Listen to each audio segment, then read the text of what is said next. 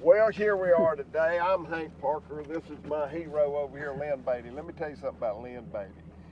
Lynn Beatty killed a giant, beautiful deer last year with a longbow. He's killed multiple giant deer with a longbow. He's my hero. I just like to kill a 4-point. I got one for you this year, Father. All right. I got you a 6-point. All right. I'm going to roll you up. I thought now I'm gonna take my hero and I'm gonna come out here on the lake with him, and But you my hero. well, I'm a fisherman, so I'm thinking, okay, I'm gonna get even with him, you know, I'll impress him. Well, I come out here and find out he's a better fisherman than I am, so I got a mess. But anyway, we got us a new boat. There is so much on these boats, and it's the very first time we ever had it in the water was yesterday. So we had to coordinate through the Ethernet all these units, Mega Lock, Mega Live, Mega 360, Target Lock is what it's called, Mega Live, Mega 360, an Apex unit with a Solix unit with another Solix unit through the Ethernet. I've never done all that. Hey, you know what that tells me? We got a flock of birds in this boat. We got a flock of birds. Hey, We got a flock of birds. and a 30-year-old kid could have done it in 15 minutes. I was on technical support, and I want to give a shout out to Humminbird Technical Support. They were so hung kind. with us. Yeah, they hung with me, walked me through it, and I'm so ignorant. But we got it all put together, so today we're going to go fishing. And Lynn doubled me yesterday. He'll probably double me again today, but we're going to have a good time. And it's the way it is on the way it was. Yeah, it's sure a little bit different than a cane pole and aluminum boat, ain't it? We're Nice ready. Ranger boat. Let's see if One of this. them is a step up as them old wood to aluminum and now to glass. Now let's see if this thing will roll. All right. You got it trimmed down? All the way. All right.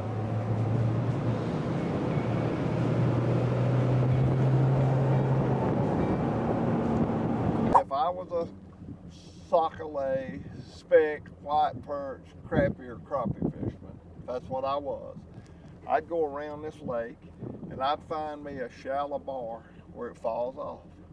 We got some right over there. All right, That let's high see. line, The wind, is this the predominant wind right here? pretty much south. All right, then I would put my brush piles to my south, and I'd put them in, and I'd put them where they're in 18, 17, 16 foot of water, and the back of the boat's in 7 or 8 foot of water. And I'd mark all my brush piles and my waypoints, and I'd pull into them, and I would raptor down. Wouldn't worry about spot lock, wouldn't worry about none of that. I'd just raptor down. And then you sitting there like you're on a boat dock and you got that brush pile out in front of you. And you mark your little waypoints, you come to your waypoint, and I do a double waypoint.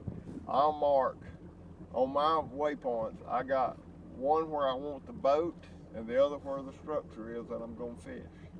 And I like to stay about 65 to 70 feet because I'm bass fishing. On crappie, you like to stay about 10 to 15 feet. So you can put your icon, every time you mark your brush pile, mark where you want your boat to stop. And that way you just pull right up there and raptor down, and all you got is your brush pile in front of you. We got emergency. I'm having a lot of emergencies this I morning. thought maybe you was running an ambulance service No. or something over there. You want to get somebody's attention, you get one of these days when the pilots on the airplane are talking about, well, we're going to encounter a little weather, it's going to be a little choppy, you want to bugger. You see about that time, I'm like, da, da, everybody on the plane goes into a panic. And then I get busted because I didn't put my phone on airplane mode.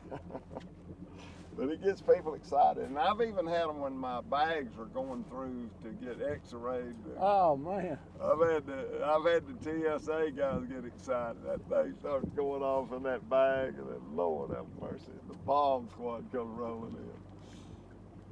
So that is not, but when you're deaf, I need all the help I can get. I need that for my alarm to wake me up in the That's what I morning. got it on everything. It's my phone calls. It's my alarm. It's everything. I see them down there, but they don't want to do nothing.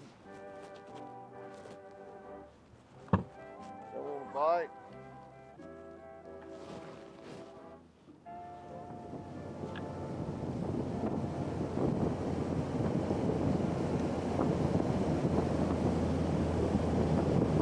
My grandson, we're up there fishing in New York for smallmouth, and I got a little power swimmer like this tied on a little lead head. And I got two grandsons, one Cade, one Boone. And we throw that thing out there and we're fishing rocks. And I kept telling Cade, I said, Cade, you got to fish with a soft hand. He said, Papa, what are you talking about? My hands are soft. I said, no. Hold your rod real gentle and real easy. Don't grip that rod.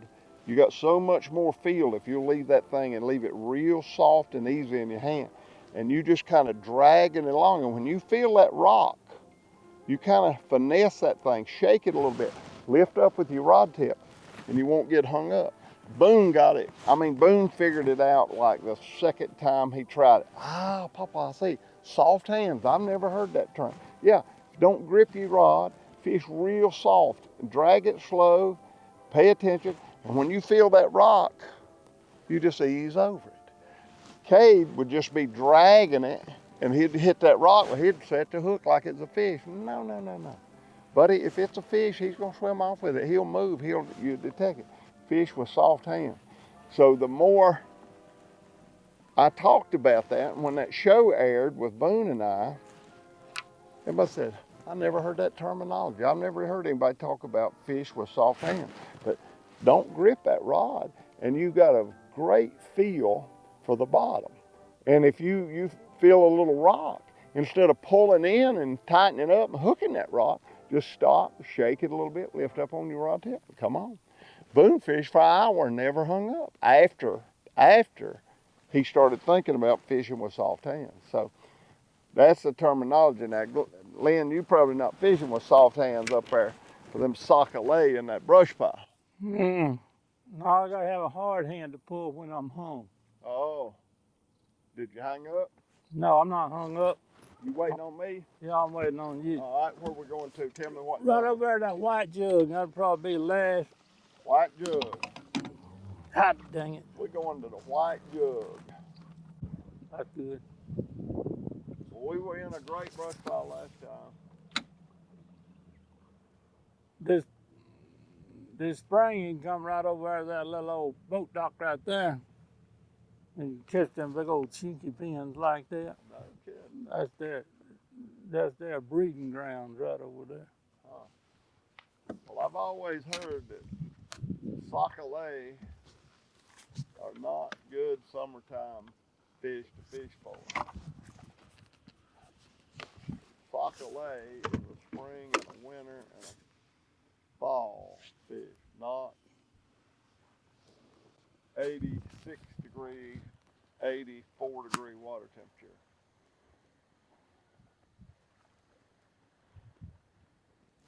Yeah, we're sitting right at 81 right now. 80.8, back there a while ago it was 83 or 84 degrees.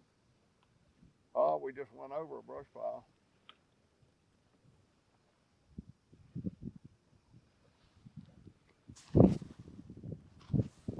There's some right there, and some right in front of. We don't have purple on it. Purple. Number 92 is a great brush pile. You marked it? Yeah, number 92 is what it is. Okay. Looky here, fish on, Jimmy Ray, fish on. Go ahead. Put him in the boat.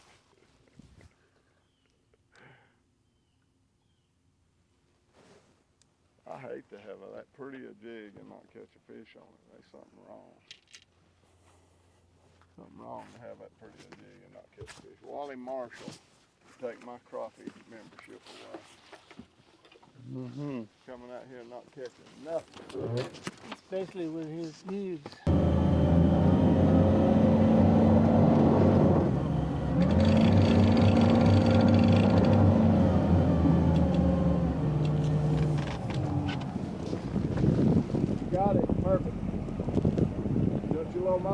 off. Yes, sir. Trim it up, all that. I was looking to see where we at on the water, Perfect. on the tires. That's the way I like to put a boat on the trailer. That way you never miss, you never put a scratch on it. You saw how deep I went in the water. I like to wet my carpet. And then come back out. And then come back out and you got slick carpet to slide on. Don't skin your boat up if you've been in the sand. If your trailer's got sand on it, you get it wet. So a lot of people will drive and there'll be a dirt road at the ramp. Yep. Dust gets all over your pads and they just pull barely in the water. You got a wet boat and dry sand. You drive up on it. I wet mine all the way and pull it back out. Then you got wet, slick carpet, no sand. Okay, well I was checking where the tires need to be whenever it's ready to load, and they just barely cover the back tires. That changes with the degree of the ramp too, you know. All right. We're gonna throw the breaker back here. Remember what I told you? Turn Yes, sir. there, put your hand And right right there. there. Dig them fingers in, turn it all the way sideways. There you go, that right there. Now you got it. And then we're gonna turn this to OFF. Look at you go. And then close it back Close up. it back Where are the keys to these large boxes? in that little black box. Turn it the other way. Go, there you go. Yeah, that's gotta go up now. There you go. Shiny part down. Bring side up. Cream side up. I was told